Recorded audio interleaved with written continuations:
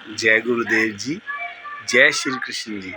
श्री कृष्ण चैतन्य प्रभु नित्यानंद, श्री अद्वैत गदाधर श्रीवासादि गौर भक्तवृंद। हरे कृष्ण कृष्ण कृष्ण हरे हरे, हरे राम राम राम हरे हरे। गुरुदेव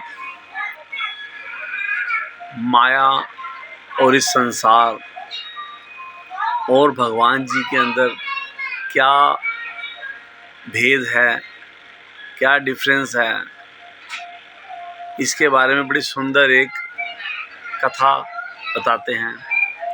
एक बार एक संत जंगल से जा रहे थे। उन्होंने देखा एक बहेलिया जो जानवर पक्षियों को पकड़ता है, वो कुछ तोतों को और उनको उसने चावल नीचे अपने जाल के ऊपर डाल दिए और पक्षी आए, दाना चुगने लगे और उसने उसको इकट्ठा किया और पकड़कर ले जाने लगा।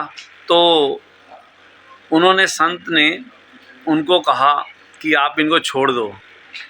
तो वो प्रणाम किया, उन्होंने संत कह रहे मेरी जीविका है, कह रहे नहीं इनको छोड़ दो आप। तो कह रहे ठीक है आपके कहने में छोड़ देता हूँ। तो उन्होंने पक्षी छुड़ा लिए। तो उनको बोला कि आप, संत जी ने उनको पक्षियों को बोला कि आप देखते नहीं कि दाना उन्होंने डाला है और आप फंस गए। तो उनको बड़ा सुंदर उपदेश देते हैं कि बहेलिया आएगा, जाल बिछाएगा, दाना डालेगा, तो आप नहीं फंसेंगे, ये ध्यान रखना है। तो वो बड़ा सुंदर सीख लेते हैं उनसे और उसको गाना भी शुरू करते हैं, उनको बोलना सिखा देते हैं इस तरीके से मनुष्य की भाषा में कि बहेलिया आएगा, जाल बिछाएगा, दाना डालेगा, नहीं फंसेंगे। तो धीरे धीरे वो ना बाकी सब पक्षियों को भी सिखा देता है वो पक्षी थोड़े से। तो एक दिन फिर वो संत वहाँ से गुजर रहे होते, देखते हैं सब पक्षी गा रहे हैं। तो वो बड़े प्रसन्न होते हैं कि अभी ये मतलब बहेलिया की जाल में नहीं फंसेंगे। तो कुछ दिन बाद निकलते हैं तो देखते हैं फिर वही बहेलिया सचमुच आ जाता है। तो वो वैसे ही जाल बिछाता है, दाना बिखेर देता है और छुप जाता है खुद। तो पक्षी उड़ते उड़ते आते हैं, गा रहे हैं कि बहेलिया आएगा, जाल बिछाएगा, दाना पाएगा, नहीं फंसेंगे, और वहाँ बैठ के चुग रहे हैं। तो बहेलिया उनको फोल्ड करता है और जाल को फिर अपने कंधे पे लगा कर और चल पड़ता है। और वो पक्षी उसके अंदर फंसे हुए हैं तो भी वही गा रहे हैं, बहेलिया आएगा, जाल बिछाएगा, दाना डालेगा, नहीं फंसेंगे।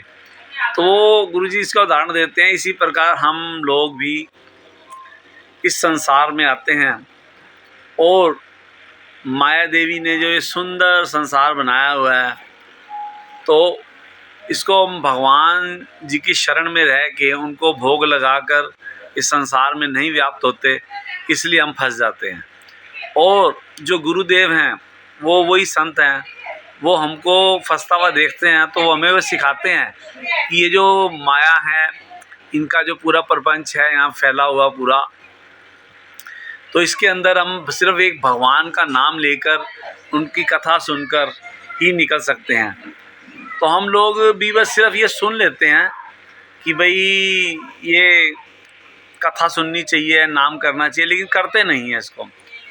तो उसी तरीके से हमें ये कथा सुनकर, ये नाम जप कर इसको अपने जीवन में लाना होगा।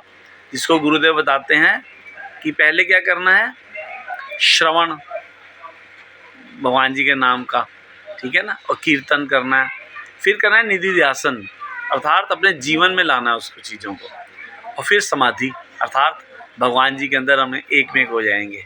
तो भगवान जी के अंदर जो प्रत्यक्ष भगवान जी का अनुभव हमारे को हो जाएगा।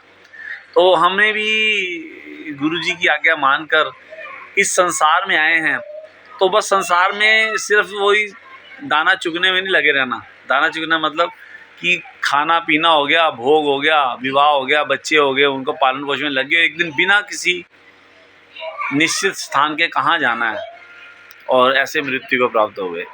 तो ऐसा तो हमारा जीवन नहीं है ना।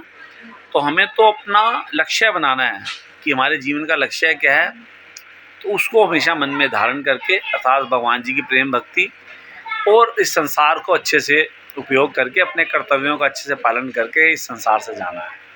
जय गुरुदेव जी, जय श्री कृष्ण।